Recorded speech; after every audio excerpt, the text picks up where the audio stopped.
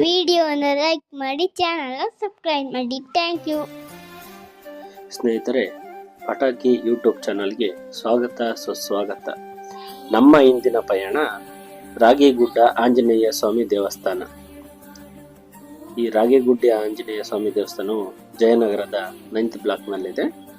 ನೋಡಿ, ದೇವಸ್ಥಾನಕ್ಕೆ ನಾವು ವೇಟ್ ಮಾಡ್ತಾ ಇದ್ದು 5 ಗಂಟೆಗೆ ಓಪನ್ನು. ದೇವಸ್ಥಾನಕ್ಕೆ ಹೋಗಬೇಕಾದ್ರೆ ನಮಗೆ ಹೂ ಹಣ್ಣುಗಳು ಎಡಭಾಗದಲ್ಲೇ ಸಿಗುತ್ತೆ, ತಗೊಂಡು ಹೋಗ್ಬೋದು.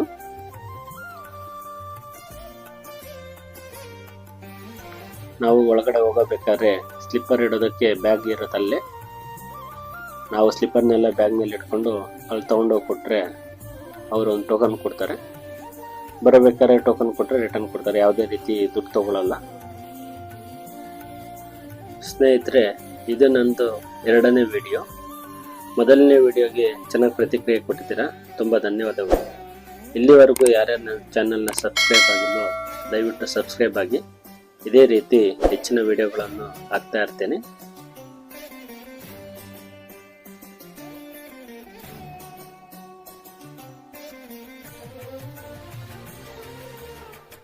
ನಾವು ದೇವಸ್ಥಾನದೊಳಗೆ ಎಂಟ್ರಿ ಕೊಡಬೇಕಂದ್ರೆ ಕೈ ಕಾಲು ತೊಳ್ಕೊಂಡು ಹೋಗ್ಬೇಕು.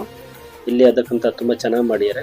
ಕೈ ತೊಳ್ಕೊಳ್ಳೋದಕ್ಕೆ, ಕಾಲು ತೊಳ್ಕೊಳ್ಳೋದಕ್ಕೆ ಈ ಥರ ವ್ಯವಸ್ಥೆ ಇದೆ ಇಲ್ಲಿ. ಇಲ್ಲಿಂದ ನಮ್ಮ ಪಯಣ ದೇವಸ್ಥಾನದ ಕಡೆಗೆ. ಪ್ರಶಾಂತವಾಗಿರುತ್ತೆ, ಫ್ಯಾಮಿಲಿ ಕರ್ಕೊಂಡ್ಬರ್ಬೋದು, ಮಕ್ಕಳನ್ನೆಲ್ಲ. ತುಂಬ ಚೆನ್ನಾಗಿದೆ, ವಾತಾವರಣ ಎಲ್ಲ ಹಚ್ಚ ಹಸಿರಿನಿಂದ ಕೂಡಿರೋದ್ರಿಂದ ತುಂಬ ಚೆನ್ನಾಗಿದೆ. ಮೊದಲಿಗೆ ವಿಘ್ನ ನಿವಾರಕ ಗಣೇಶನನ್ನ ನಮಿಸುತ್ತಾ ನಮ್ಮ ಪಯಣವನ್ನು ಶುರು ಮಾಡೋದು.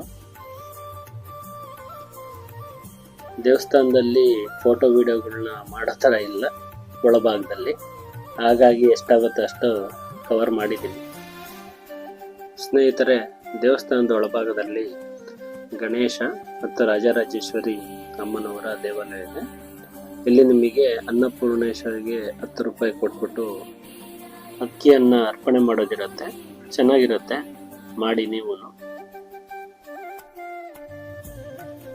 ಸ್ನೇಹಿತರೆ, ಈ ದೇವಸ್ಥಾನದ ಬಗ್ಗೆ ಹೇಳಬೇಕು ಅಂದರೆ, ಈ ದೇವಸ್ಥಾನ ಸುಮಾರು 5.5 6 ಎಕರೆ ಇದೆ ಅಂತ ಹೇಳ್ತಾರೆ.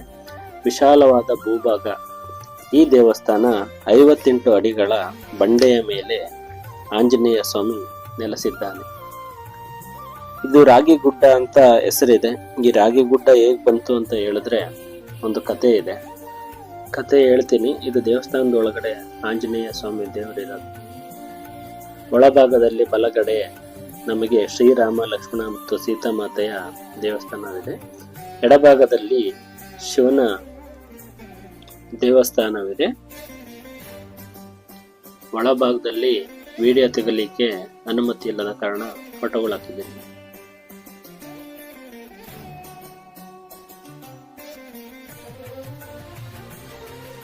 ಪೂಜೆ ಮುಗಿದ ನಂತರ ಕೆಳಭಾಗದಲ್ಲಿ ಪ್ರಸಾದ ವ್ಯವಸ್ಥೆ ಇರುತ್ತೆ. ಈಗ ರಾಗಿಗುಡ್ಡ ಅಂತ ಹೇಗೆ ಬಂತು ಅಂದರೆ, ಸುಮಾರು ವರ್ಷಗಳ ಹಿಂದೆ ಈ ಪ್ರದೇಶಗಳು ಹಳ್ಳಿಗಳಾಗಿದ್ದವು. ಈ ಹಳ್ಳಿಗಳಲ್ಲಿ ರಾಗಿಗಳನ್ನು ಬೆಳಿತಿದ್ರು. ಆಗ ಪಾಳೆಗಾರರ ಆಳ್ವಿಕೆ ಇತ್ತು. ಆ ಕಾಲದಲ್ಲಿ ರಾಗಿಯನ್ನು 60 ಅಡಿಗಳಷ್ಟು ಎತ್ತರ ರಾಶಿ ಮಾಡುತ್ತಿದ್ದರು. ಆ ರಾಶಿಗೆ ಪೂಜೆ ಮಾಡುತ್ತಿದ್ದರು. ಒಂದು ದಿನ ಆ ಸಮಯದಲ್ಲಿ 3 ಜನ ದಾಸಯ್ಯರು ಭಿಕ್ಷೆ ಬೇಡಿಕೊಂಡು ಈ ಭಾಗಕ್ಕೆ ಆಗಮಿಸಿದರು.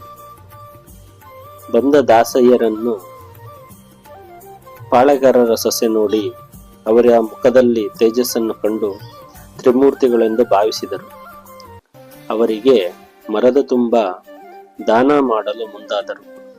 ಆದರೆ ಅವಳ ಅತ್ತೆ ತುಂಬ ಜುಪುಣಿಯಾಗಿದ್ದಳು. ಆದ ಕಾರಣ ದಾನ ಮಾಡಲು ಬಿಡುವುದಿಲ್ಲ. ಇದರಿಂದ ಬೇಸತ್ತ ಸೊಸೆ, ಇದ್ದರೆಷ್ಟು ಬಿಟ್ಟರೆಷ್ಟು, ದೇವರಿಗೆ ಇಲ್ಲದ ರಾಗಿ ಕಲ್ಲಾಗಲಿ ಎಂದು ಶಪಿಸುತ್ತಾಳೆ. ಆಗ ಇಡೀ ರಾಗಿಯ ರಾಶಿ ಕಲ್ಲಾಗುತ್ತದೆ. ಅಂದಿನಿಂದ ಇಲ್ಲಿಯವರೆಗೂ ಇದನ್ನು ರಾಗಿಗುಡ್ಡ ಎಂದು ಕರೆಯುತ್ತಾರೆ. ಸ್ನೇಹಿತರೆ, ನೀವಿಲ್ಲಿ ನೋಡ್ತಿರೋದು ದಾಸಯ್ಯನ ಕಲ್ಲು ಅಂತ ಹೇಳ್ತಾರೆ.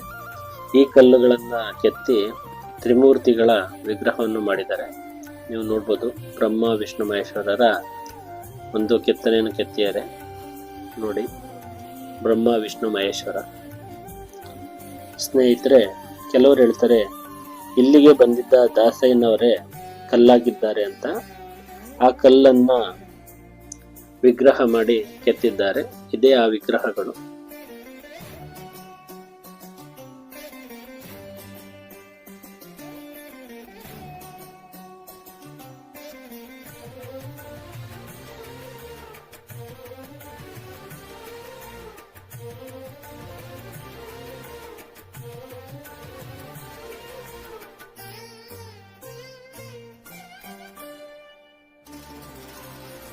ಸ್ನೇಹಿತರೆ, 1968ರಲ್ಲಿ ಶ್ರೀ ಆಂಜನೇಯನನ್ನು ಇಲ್ಲಿ ಸ್ಥಾಪಿಸಲಾಯಿತು.